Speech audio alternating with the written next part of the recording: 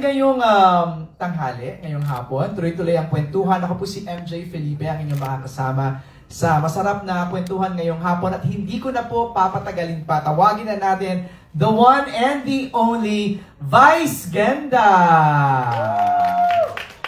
Tuloy-tuloy ang kwentuhan natin with the unkabogable star, Miss Vice Ganda.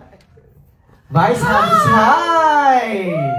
Grabe na! Oh, pak! Legs for days. Ay, oh! Pasama ko lang agad-agad.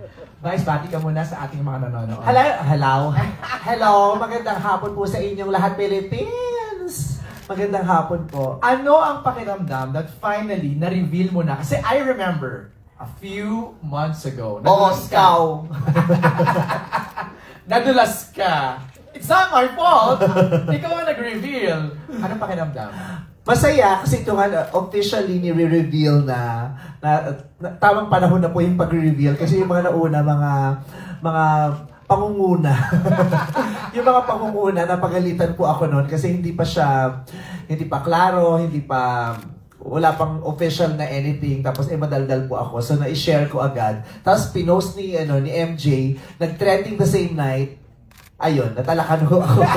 Pero that shows how excited ikaw sa proyektong to. I have always been excited since yung thought na magko-collab kami ni Direk June. Sobrang na-excite na ako. So, hindi na matigil yung takbo ng isip ko. Lagi ko siya nasi-share. Okay. So, narinig ng universe, nagkatotoo. So, ito na nga, talagang totoong-totoo na siya. Sobrang excited ako talaga. Sobra akong masaya. Saka alam kong excited ka pag nauutal ka. Oo, Kanina eh! correct. Nag-stutter ka bigla. Nauutal ako.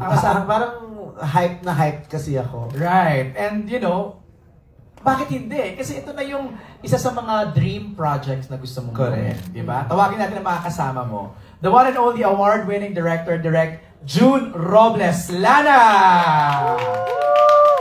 Ayun na siya. Isa pa siyang mangunguna.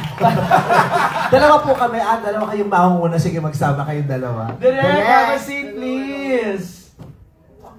Hi. Bati ka muna, Direk, sa lahat ng mga nanonood sa akin. Good afternoon po sa lahat ng kasama namin ngayon at maraming salamat sa pagsama sa amin.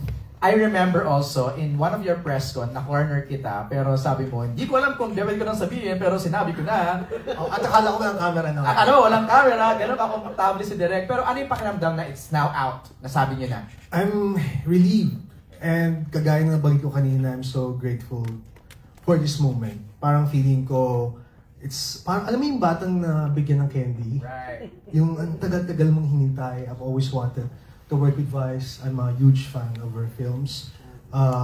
And to be able to tell a story with her, it's such an honor and I'm really grateful for that. Ito ang gusto kong kunan ng reaction mo, Vice. And I want it on record. Nung na-interview ko si Direk June, ang sinabi niya sa akin that this project and working with you is the missing piece of the puzzle sa queer film directing journey niya. Reaction. Masaya, flattered, nakakatuwa kasi issue ko yun parang problem ko yun sa sarili kong community. Parang I have been struggling to get as much support sa LGBTQ community. Parang there was a time I felt like hindi ako masyadong sinusuport ng community ko. Mas malaki yung support na nakukuha ko outside of the LGBTQIA+ community. Pero yung mga katulad niya, doon ko nakukuha yung support, kaya mas nababawi yung panliliit. Kasi minsan nagliliitan ako parang yung marami sa sarili kong community, parang ini-invalidate ako, yung parang hindi maganda yung pagtanggap sa akin. Pero yung mga katulad niya, parang isa lang siya pero ang laki nun. I know. Diba? Si June Lana yun Diba? Ang impactful no? Sobrang impactful. Kaya sabi ko, ang laki, ang sarap sa pakiramdam, diba? Tapos yung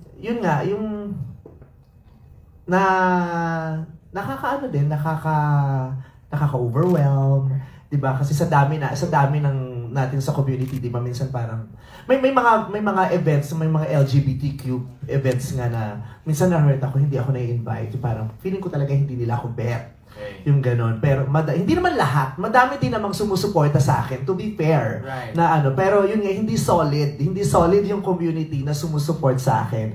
Pero pag nakakarinig ako, nakaka-encounter ako ng mga malalaking tao sa community katulad niya na nagmamahal sa akin at susuport, lumalaki din yung Nababago yung isip mo. Parang, mahal pala nila ako. Oo, nawawala yung nagkaka-confidence ako. Right. Malaking bagay. Pero, what is... Sorry, can I just add that, but actually, you've done so much for us.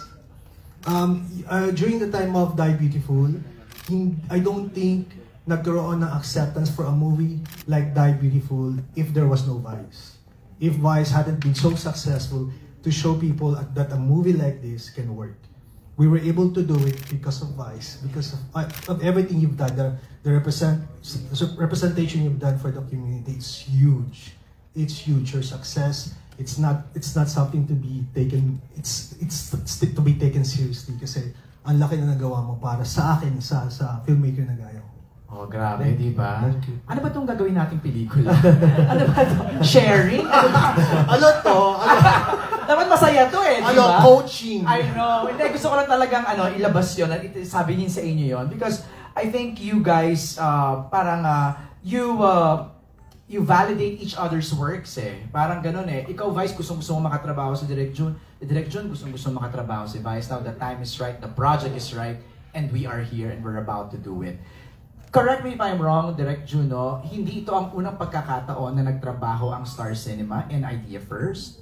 This is not the first, pero ito talaga yung from ground up. Okay. From conceptualization, it started with passion. Kasi with yung unang ginawa namin, yung dalawang Mrs. Reyes, may script na kami nun, buo na yung project. And Star Cinema came in. Ito talaga, we're excited to work with each other. Ano yung gusto natin gawin? And it starts with a very authentic question. What is a story that's important to you? Let's start with that. Tanong mo yun Let's sa build kanya. on that. I think it's a question of everybody. Everybody. Especially of course, kung ano yung kwentong nag-resonate at personal at importante kay Vice. Napaka-importante nun. Before I call in the writers that would help us talk about the story, bakit nag-resonate tong proyektong to sa'yo? Kasi bakit ito? Kasi diba, ang dami, iba't ibang klaseng tao nakakasalamuha ko araw-araw. Sa mga dami ng madlang people na nakakausap ko at naririnig ko yung story nila, halos paulit-ulit din eh. So sinasabi ko, merong isang issue na nakaka-relate ang lahat. Kasi diba, ang problema ng maraming Pilipino is how to survive. Right. Diba? And every Filipino family has that one person that is making it possible for the entire family. Right. To survive, 'di ba? May isang tao talaga na nakikipaglaban, ginagawa ang lahat, 'di ba? Para maitaguyod hindi lang ang sarili niya at kundi ang buong pamilya. Halos lahat 'yun ang naririnig ko. Sa mga pinakabatang contestant pa lang ng tawag ng tanghalan. Paminsan nalulungkot na parang ang bata pa lang nito pero bakit parang may breadwinner issue na siya. Yung bakit ang bata pa nito pero ang nasa isip niya kailangan niyang iangat yung buhay agad ng pamilya niya. Mula sa pinakabata ko nakausap hanggang sa pinakamatanda, yun ang issue niya. Kaya sabi ko, so itong issue to ay hinaharap ng halos lahat ng pamilyang Pilipino. Relatable. Yes. Universal. Mm. I love it. Okay, let's call in now the writers, Daisy Kayanan Mijares and Jumbo Albano. Daisy and Jumbo. Diba mga namayan po sila to conceptualize. Hindi na sila napagkakatulog, napagkakain. Jumbo. Stress sila talaga. Please greet everybody, Jumbo. Hello po sa lahat ng nanonood. Maraming salamat sa mainit na pagtanggap ng aming announcement. Yeah. Daisy. Hello po sa lahat. Nasabi na ni Jumbo lahat. Tingnan mo, dahil sa pelikulang, tingnan mo, hindi mo na makikita sa kanila ang self-care. Si Jumbo hindi na nakapag-powder at blush, di ba? Nakalimutan niya na ang sarili. Pero, may lipstick. Yes! Love it. Wait, and the breadwinner is this a drama? Is this a comedy? Is it pure comedy? Is it dramedy? It's everything na hinihintay ng mga tao sa isang pelikula ni Vice, yung nakakatawa, yung riot na comedy, and so much more. Kung nakita natin si Vice na magpatawa, makikita rin natin siya ngayon na mangurot ng mga puso natin. First time? Yeah, first time na malaki yung part ng drama dun sa film. Kasi usually, comedy talaga siya, parang 98% comedy. Okay. Tapos yung drama, may isang scene lang na talagang Hagulgulan. Oo, hagulgulan, yung ganun. Pero isa lang kasi nga ayoko yung yun ng gusto ko talaga the entire experience is just fun. Okay. Pag pelikula ko yung pinapanood. Pero ito nga kino-consider din namin ng reaksyon ng mga tao.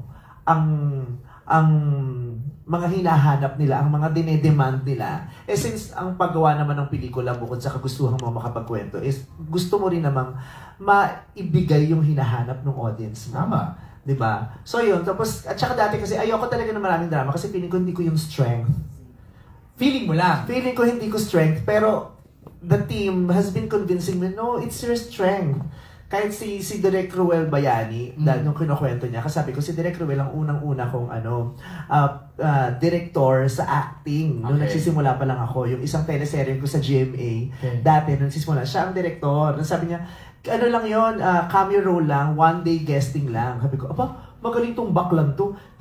Sinama niya na ako hanggang natapos yung teleserye. At ang role ko doon, tag dito, drama kasi yun, drama yung teleserye. Ang role ko doon, kontrabida.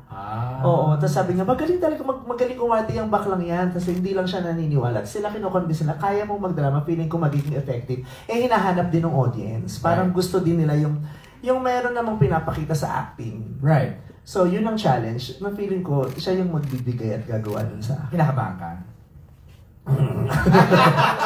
Oo. Kinakabahan ako. Sabi ko, naku, Direk, ayoko masira ang filmography mo. Di ba? Kasi ang bongga ng filmography niya. Right. Sobrang galing. At kailangan ko din ng isang June Lana para maituloy din naman yung maganda nating nasimulan. Kasi yun that's the pressure that we are facing right now. How do you continue and make what Vice Ganda has started into a legacy, 'di ba? Paano mo siya, 'di ba kasi hit, pero hanggang hit lang ba tayo? Gusto 'di ba? Pwede ba tayong lumalim ng konti? Pwede ba tayo yung kumurot na, 'di ba? Makakurot naman tayo at makapag-iwan ng mga realization sa tao bukod sa pinapasaya nila. Pinapasaya nyo sila. So feeling ko si Direk June Lana ang Na-excite ako. gagawa Kasi nun. iba energy mo eh. Yeah. I always interview you eh. So parang ngayon, parang iba yung energy mo coming into this project.